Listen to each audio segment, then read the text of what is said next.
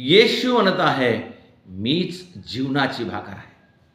येशू जीवनाची भाकर आहे. प्रियजन, योहानाचे शुभवर्तमान अध्याय 6 ओवी 35 मध्ये प्रभू म्हणत आहे, मी जीवनाची भाकर आहे.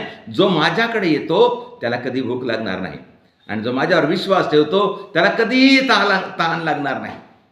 प्रियजन, खरोखर प्रभू येशू आमच्या जीवनाची भाकर आहे, आमच्या जीवनाची भाकर आहे. आणि समोर म्हणत आहे प्रभू येशू ख्रिस्त, योहान अध्याय 6 ओवी 41 मध्ये प्रभू म्हणत आहे, मी स्वर्गातून उतरलेली जीवनाची भाकर आहे.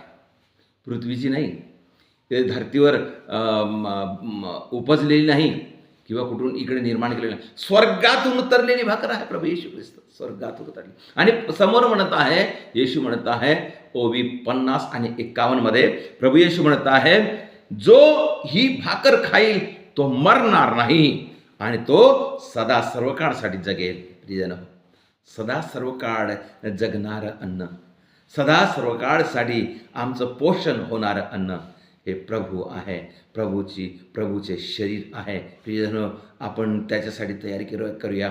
सदा सर्वकाळसाठी आम्ही या जीवनामध्ये कष्ट करत आहोत, आम्ही मेहनत करत आहोत, दुःखामध्ये आहोत, संकटात आहोत, अडथळे येतात, दुःख होते. हे सर्व आमच्या ह्या जीवनामध्ये आहे. हे जीवनाला आपण पार केल्यानंतर आम्ही अनंत जीवनामध्ये जाणार. परंतु कधी?